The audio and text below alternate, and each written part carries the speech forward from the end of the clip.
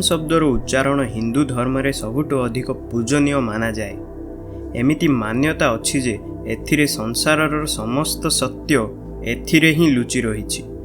ओम शब्द को हिंदू धर्मर आस्थार केन्द्र बोली मध्य कुहा जाए। किंतु एथिरे लुचि रहिथिबा रहस्य कौन?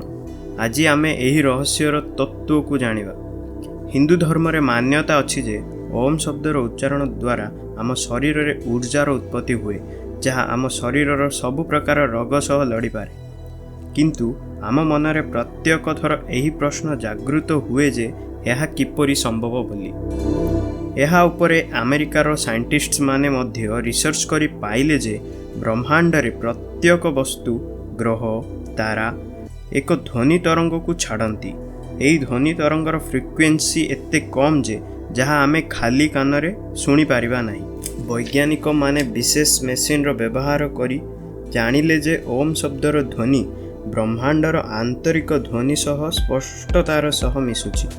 एथिरु सेमाने एही सिद्धांत रे पहुँचिले जे ओम शब्दर उच्चारण रे आमे ब्रह्मांड सह संपर्क रे आसु एवं आम मस्तिष्क गोटे स्वतंत्र अवस्था रे पहुँचे, जहाको आमे ध्यान बोली कहू। विदेश रे मध्य भारतर पुरातन इतिहास को बहुत गंभीरतार सह देखुचंती। काहींकि ना भारतर पुरातन इतिहास रे बहुत सारा रहस्य लुचि रहिछि, जहाँ आजिर विज्ञान ठारू अत्यधिक विकसित। जर्मनी रे गोटे वैज्ञानिक निजर एक रिसर्च रे दावा करिले जे आमे नुआ नुआ आविष्कार द्वारा भविष्यत रे आगकू नहीं बरम पछकू जाउछे। तांको मानिबारे पुरातन इतिहास रे ए सबुर आविष्कार होई जाइथिला। सेमाने जेबे जानिबाकू पाइले ए सबु द्वारा अग्रगति नहीं बरम अनगति होउछि, सेबठू सेमाने ए सबुर आविष्कार करिबा छाड़ी देइथिले। किंतु जहा सबठू आगरे थिला ताहाकू ही आपणै थिले। से समय रे टेलीफोन किंबा मोबाइल को संपर्कर साधन बनाई जाई नथिला, कारण यह ठारू मध्य अधिक विकसित रो उपाय अर्थात निज मस्तिष्क द्वारा अन्यर मस्तिष्क सह संपर्क करिबार उपाय बाहर करा जाइथिला। मु यहाँ को बहुत सरल भाव में बुझाऊँगी।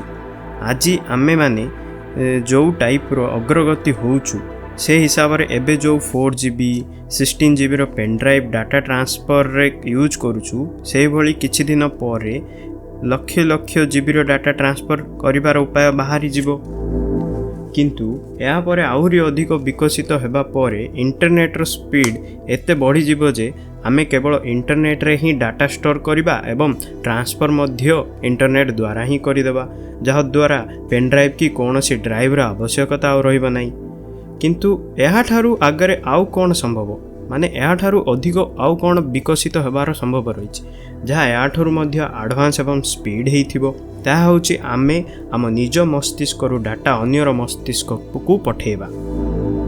हुए तो यह ही भारतर पुरातन इतिहास रे घटिथिला, जहाको आमे कहानी बोली भाबू, से आम ठारू भी अत्य आधुनिक विज्ञान काहींकि हेइ नथिबो, जहाँ आम बुझिबा शक्ति ठारू अधिक आगरे। एथिपाई आमको सेही विज्ञानर कौनसी भी बही मिलू नाही, काहींकि ना सबु किछि मस्तिष्क रे ही स्टोर करा जाउथुला एवं जहाको बुझिबार विज्ञान आमे केबेठू ना भूली जाइछु। कोन एही तालार चाबी एही शब्द रे लुचि रहिछि, जहाको आमे आम ग्रंथर प्रत्येक पृष्ठारे देखिबाकू पाउछे। ओम शब्दर उच्चारण रे आमे अंतर ध्यान हो एवं एही स्थिति रे एपरी की रहस्य रही जहाको आमे आज भी जानिबारे असमर्थ। आम ग्रंथरे गोटे स्थानर विवरण होइछि, जहाको आकाशी त्रिकोण बोली उल्लेखन करा जाइछि। एपरी लेखा जाइछि जे सेठी भूत, वर्तमान एवं भविष्यतर ज्ञान ग्रहण करी हुए। तो कौन इतिहासर एही सब कथा सेठी रहिथिबो, जहाको खोजिबा पई आमे आज मध्य अत्यंत चेष्टा करी चलीछु।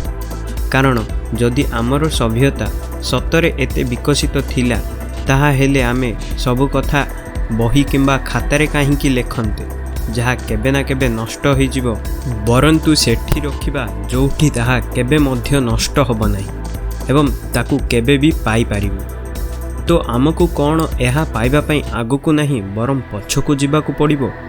एही प्रश्नर उत्तर आमे एही शब्दरू ही पाई पारिबा, ओम, जहा गोटे शब्द ही नुहे बरम एथिरे ही समग्र ब्रह्मांड रहिछि। याकु धर्म सह विज्ञानर नजररू मध्य देखिबार आवश्यकता रही कारण होइपारे आमे भविष्यतरे भी सही परिस्थिति रे पहुँची जिबा जो परिस्थिति रे हमर इतिहास पहुँची थिला। ओम नमो भगवते वासुदेवाय।